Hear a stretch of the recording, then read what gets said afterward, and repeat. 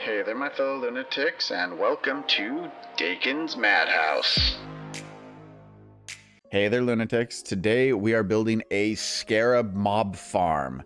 Let's go ahead and get started with it, but before we head over to the farming area, we're here with the Brave Merchant because we need to get our hands on some hazmat gear. We're going to be using radioactive crystals today, so you're going to want a full set of hazmat armor, and this will help keep you safe from radioactive damage.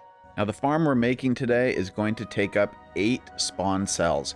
If you're not familiar with how to get your spawn cells figured out, check out my mob farm video on how to determine spawn cells. Got a link in the description. Now, for this build, you're going to need 2,048 conveyor belts, 50 radiation crystals, a robot arm, a double chest of any kind, and either an electricity generator or a lever, your choice. Additionally, you're going to need a lot of walls. I'm using desert temple blocks. I don't know exactly how many walls. I have not counted like the rest of this stuff, but make sure that you bring enough walls to essentially surround your entire farm. Scarabs will only spawn on desert blocks, and they will only spawn if you are inside the Desert of Beginnings. So your mob farm for Scarabs has to be completely inside the Desert of Beginnings. Now, using our handy little mob spawning chart here, you can see that even with 256 tiles, which is the max you can fill in a single spawn cell, used up, you're only getting a 12% chance for the Scarabs to spawn. So these Scarabs are not going to be spawning all the time, and anytime they spawn, they don't always drop anything. So you really should not expect this specific kind of farm to yield a whole lot of loot. It will be one of those farms that's just kind of slow and steady. Obviously, the bigger you make it, the more likely it is to do more, but with a spawn rate this low, that's a pretty heavy resource cost. So you really got to determine, is it worth it for you? If it is, make a massive farm. If not, then I think 8 is about pretty good. You should expect a couple of spawns every 20 minutes or so, hopefully, and that should get your farm going.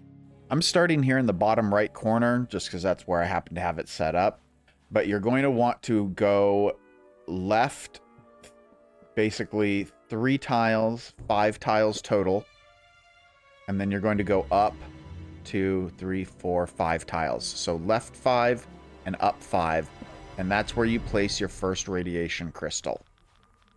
Now we want our radiation crystals to overlap so that there isn't any dead zones, especially since these crystals are in kind of a circle, so you can get dead zones down here in the corner pretty easily if they're not overlapping. So then I go left 4 tiles, and on tiles 5 and 6, I place another one. Then going up, we go up 2, 3, 4, 5, 6 tiles, and on tile 7, I'm placing another one. Same thing here. We're going to do the same going left and going up until this entire place is covered in radiation. And this is why you don't use me for math. I overcounted. There's 5 more than you need, so you only actually need 45 radiation crystals in order to fill all 8 of these spawn cells with what we need to cover everything up. Next, we need to take all of our conveyor belts, and we are going to basically have everything move down toward the bottom of the mob farm. And you're just going to fill everything up moving down. Now, you don't want anything to be moving down into the radioactive crystals. So for the tiles that are closest to the crystals that would be pushing into them, instead, make them go like left, make them go right, make them go any direction that isn't into the crystal itself.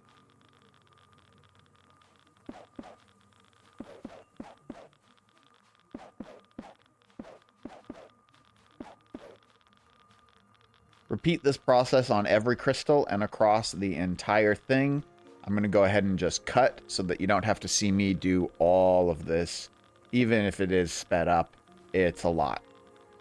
For efficiency's sake, though, what I like to do is I just pick a direction. In this case, I'm choosing left. And all the tiles right above the crystals, I'm just going to go ahead and put those 2 there so that they're all heading left. and I won't have to think about them anymore. Now, when I start to go down, I'll be able to basically just turn this down and just not think about it. Everything's moving down, and I can just place everything and fill in all my gaps. When you reach the bottom, basically leave one row and change the direction of your arrow so that you are starting to have everything move to the left or to the right. You're going to pick one spot where everything is going to come out of the farm itself. In my case, I think this is a good spot. So I'll have this one turned down like it's heading into the wall. And the rest of my bottom row is just feeding into that one spot. Next, I'm going to put walls surrounding this entire farm. You do want to cover up even this spot right here. You want the items to essentially be getting pushed into the wall at this point. Now, circled, we take our one robot arm. We point it up toward the wall at the point where all of the loot is being pushed into the wall. Place it right here. Take our double chest, place that right below. And we take our electrical generator, place that right next to it to give everything power. Now at this point, the farm is essentially done. Bomb scarabs cannot be farmed in any kind of aggressive manner because they explode when they go into active combat mode. This is why we use the radiation crystals, because what it will do is it allows all of the bomb scarabs who spawn in this area to remain passive. They'll simply either sit where they are or fly around doing no damage, never exploding, but taking damage themselves. Eventually they will die, and all of their loot will be pushed steadily to the bottom, where it will be picked up by the robot arm and placed within the chest.